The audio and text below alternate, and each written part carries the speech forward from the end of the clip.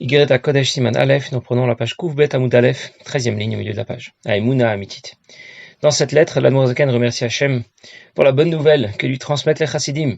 Chalukat Hashas, le partage de l'étude de l'ensemble du Talmud Bavli, ainsi que de l'ensemble de Mishnayot, qui s'est achevé convenablement. Et pour encourager ceux qui ont terminé ce cycle d'études, et pour les encourager à étudier avec encore plus de force, avec encore plus d'assiduité, l'Admour Zaken explique quelle est la puissance de la Torah en général, de Torah Sheba'al Peh en particulier, de la Torah dans sa partie orale. Quelle est la force qu'elle nous transmet? Cette force qui sera utile et efficace pour renforcer notre émouna. C'est ce que dit le Pasuk, Raboz Motnea, elle se ceinture les reins avec force. Ce Pasuk se traduit dans Vodat Hashem. Oz, c'est la force, c'est la Torah. Hashem Oz, la Moïten, Dieu donne la Torah qui est appelée Oz, la force à son peuple. La Torah est la force de Bnei Israël.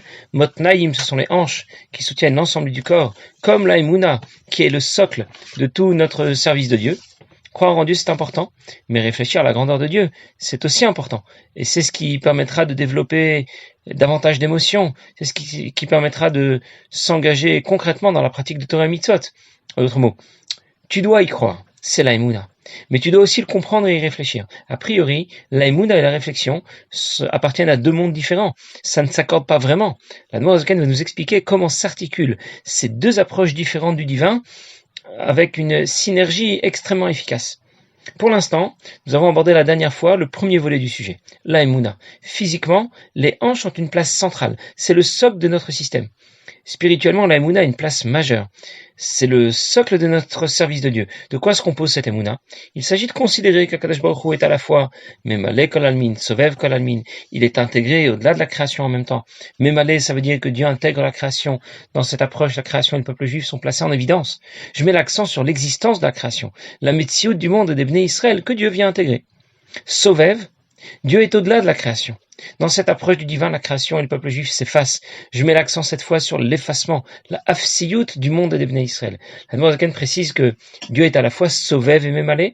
Ça veut dire que cette foi en Dieu doit à la fois intégrer ta Metsiout, ton existence, et effacer ta Metsiout, ton existence. Intégrer ton existence, c'est l'effacer.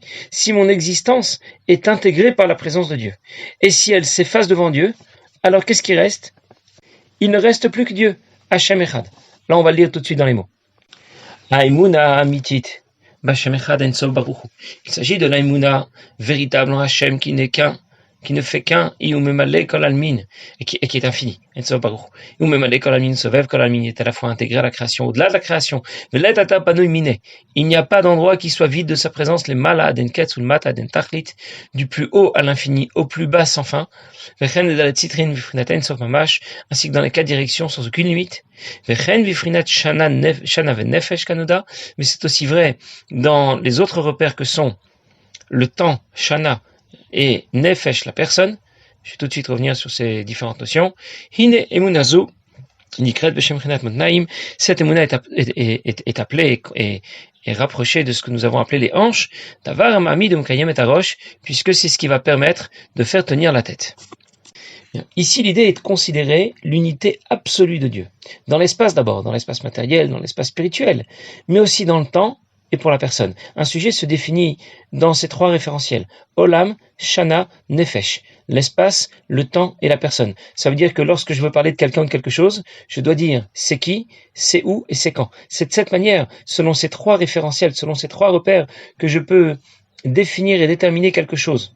Et cette Emouna sera le socle de notre service de Dieu, comme les hanches sont la base de l'ensemble du corps, quel que soit le repère que je considère, l'espace, le temps ou la personne, il n'y a que Dieu, quel que soit le domaine d'application que tu choisis, Olam, Shana ou Nefesh. Quand la Torah a été donnée, Dieu s'est révélé au Bnei Israël sur le Sinaï, sur le mont Sinaï. Et le Pasuk dit, Veha'ar Ashan Kulo, la montagne était pleine de fumée, tout en fumée.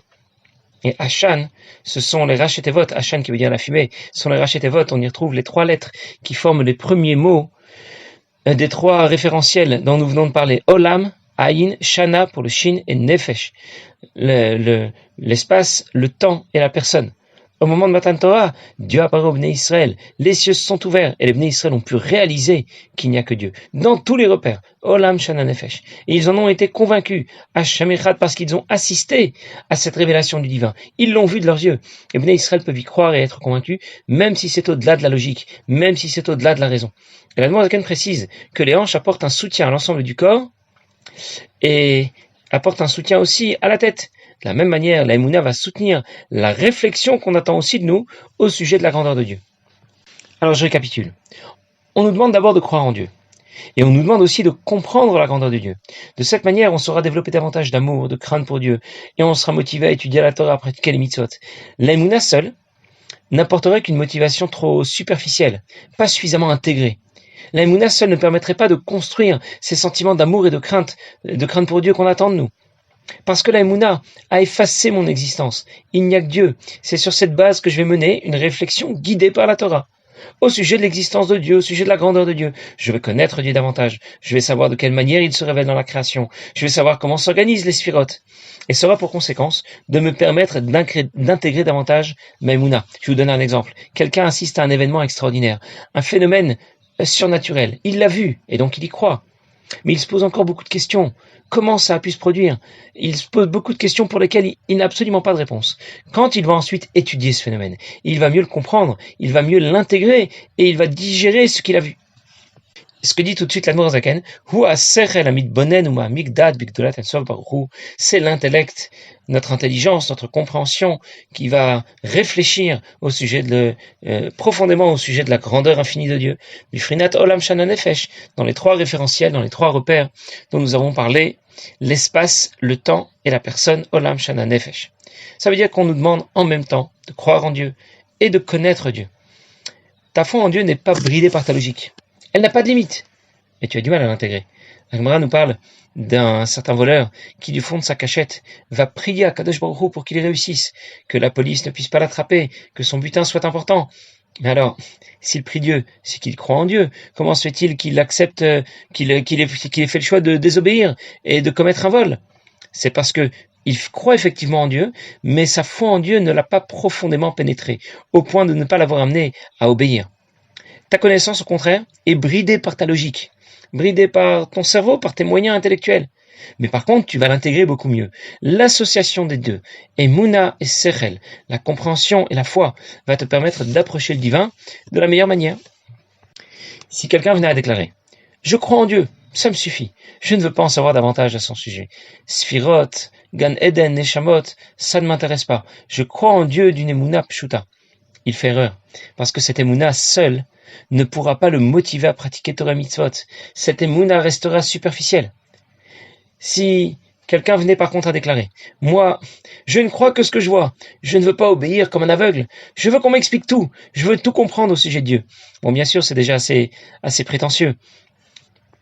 Parce qu'il y a énormément de choses qu'il ne serait pas capable de comprendre.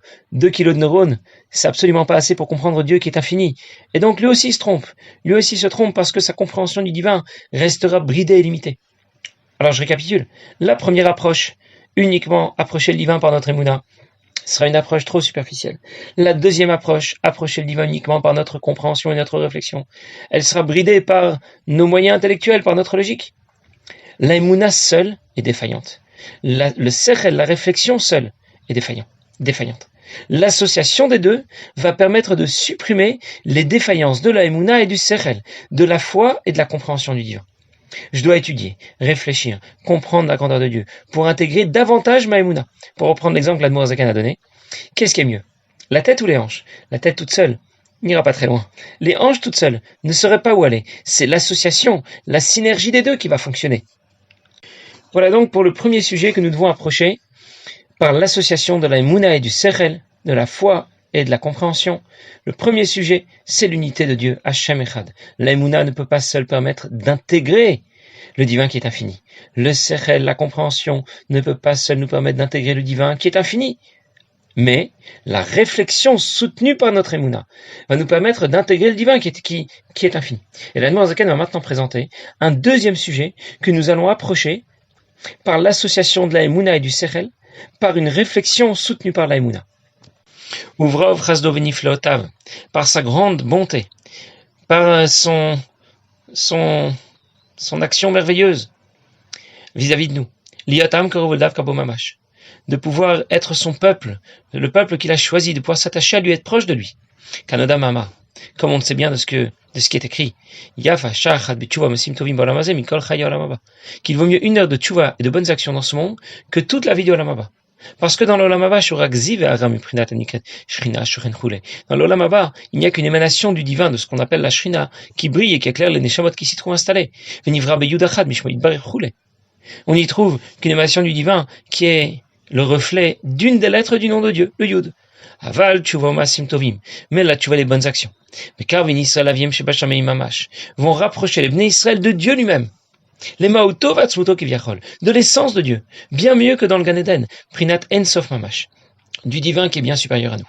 Bien, quelle est l'idée ici que la Noirzakan nous propose de développer à la fois par notre réflexion et par notre émouna? Dieu s'intéresse à nous. Il nous a choisis et nous donne l'occasion de se connecter à lui, de se rapprocher de lui. Dieu d'une part est infini, sans limite. Toi de ton côté, tu es limité.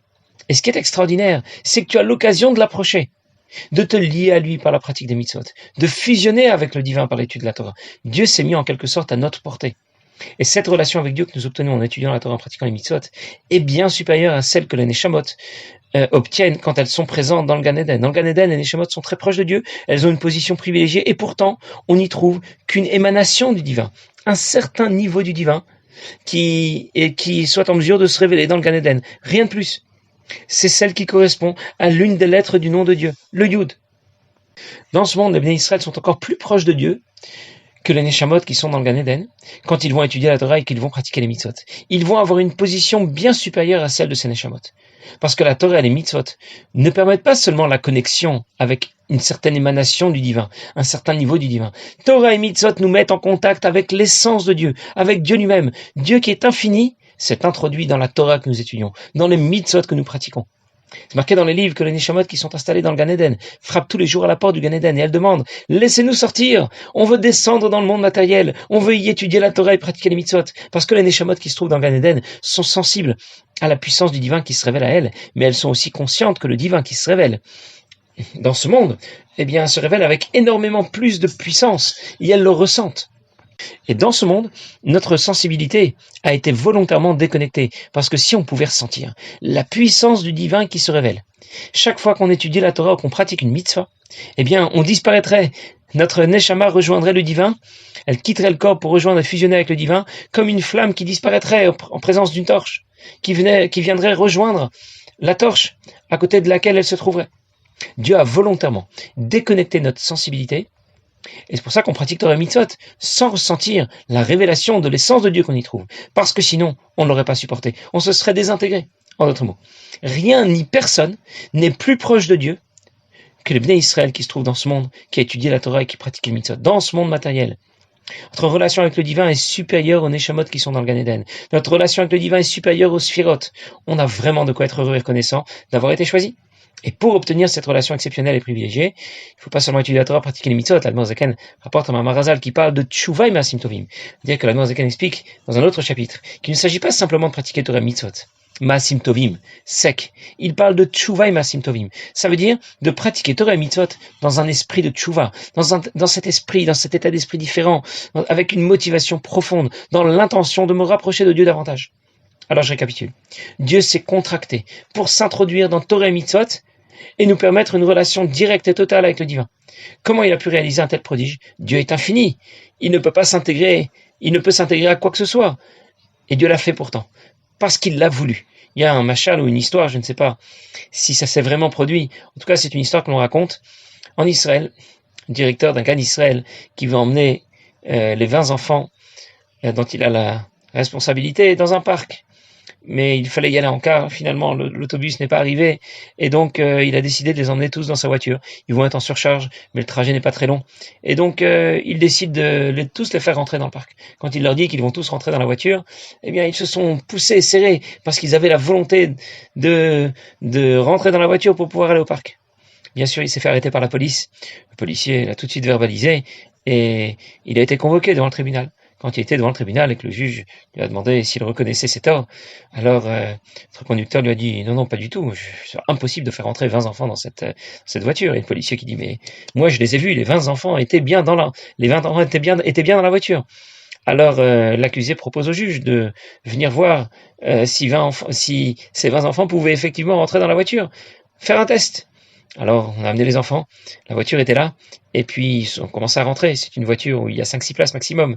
Alors quand ils étaient déjà 10, c'était déjà très serré. On a pu en faire rentrer un ou deux de plus, mais après c'était terminé. Le juge a bien vu lui-même que c'était absolument pas possible. Les 20 enfants n'ont jamais pu rentrer dans la voiture. Et donc, il ne savait pas ce que le policier avait vu, mais en tout cas, il a acquitté notre conducteur. Et une fois qu'il a été acquitté, le policier est allé voir notre conducteur, notre directeur de Gan Israël. Il a dit, bon, entre nous, t'as été acquitté, mais dis-moi, comment ça se fait? Les enfants sont bien rentrés dans la voiture l'autre fois. Ils étaient bien les 20 enfants dedans. Pourquoi, quand on a essayé de faire le test, on a bien vu que ça ne rentrait pas? Et il lui a expliqué, c'est pas pareil. Quand il devait rentrer là devant le juge, il devait y rentrer juste pour faire un test. Il n'était pas vraiment motivé. Donc une fois qu'on est serré, on peut plus faire rentrer personne et puis c'est terminé. Par contre, quand je les ai emmenés, moi je les ai emmenés pour aller au parc. Ils étaient motivés, ils voulaient aller au parc. Alors même s'il n'y a plus de place, on trouve toujours encore un peu de place et on pousse encore un peu et finalement ça rentre. De la même manière, Dieu est infini et a priori, il ne peut pas lui-même intégrer un hétrog ou un loulav. Il ne peut pas se retrouver dans un boîtier de tefilin qui ferait 4 cm sur 4 cm, ou dans un boîtier de mezouza qui ferait 15 ou 20 cm de long. Et pourtant, c'est possible, parce que c'est la volonté de Dieu, et donc c'est dans chaque mot de Torah, chaque mitzvah qu'on va accomplir, que l'on va retrouver l'essence de Dieu, et nous serons donc en relation directe avec En Sof qui est infini. Nous qui dans ce monde sommes limités, et nous avons donc l'occasion de nous lier avec Dieu qui est infini. Passez une bonne journée.